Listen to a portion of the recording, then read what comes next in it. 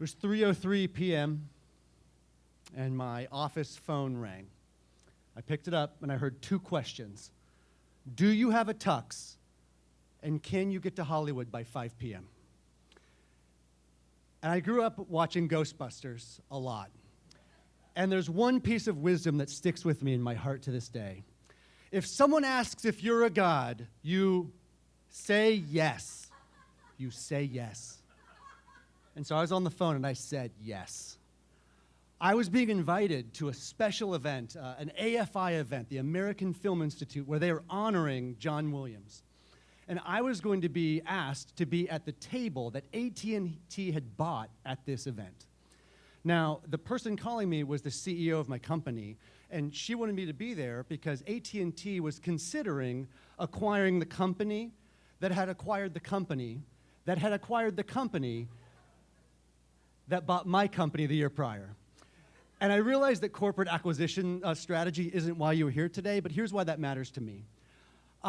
I was feeling really great. I had built an advertising agency that had been acquired.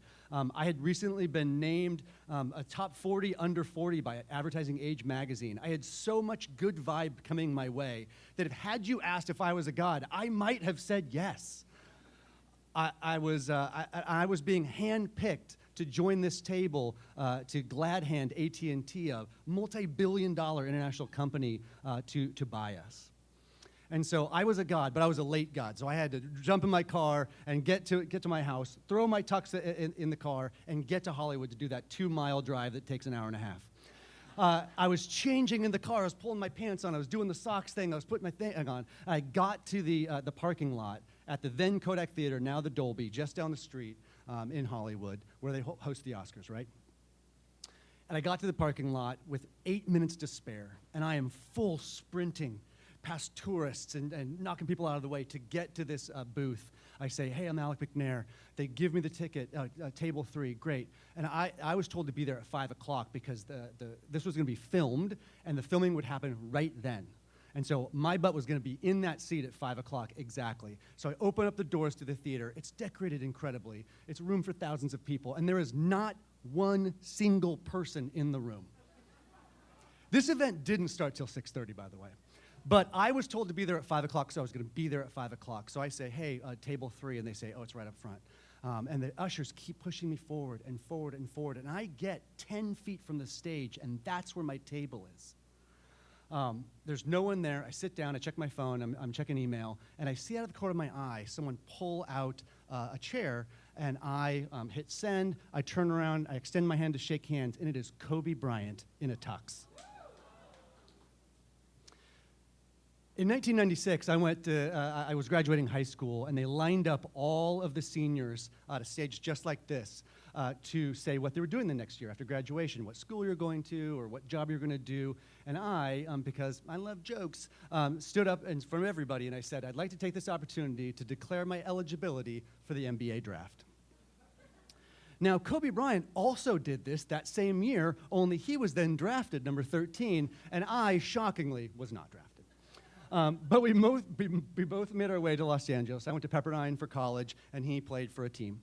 But did you ever find someone that's like your same age, and you compare yourselves against them? And that's what Kobe was to me.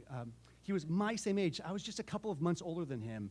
And I love basketball, and he also loved basketball. And as we're sitting there, the only two people in this giant place, we are conversing and we're talking. We're both dads of daughters, and there was lots of great stuff there. He was friends with John Williams, which is why he was there, and I had seen Star Wars. And everyone filed in. Now, this was 7 weeks after Kobe's final game in the NBA, when he scored 60 points. This guy was a myth in the room, and everybody who was there, and I'm talking Harrison Ford, Drew Barrymore, Spielberg, everyone wanted to meet one person in that room, and that was my new best friend, Kobe Bryant. Everyone came up to him and shook his hand. He was so gracious. He was incredible. He was everything you would want a celebrity to be. Sorry. He was so great, and we actually had a real great connection. I didn't think we were going to be friends or anything, but I remember that night often. I especially remembered it that day I found out that he passed. I was standing in line for donuts with my kids, of all places, and I just heard his name, and I checked the news, and I saw he had passed. He had died in that tragic accident. And this is someone I compared myself against. We were the same age. We were both dads of daughters. We had so many things that connected us.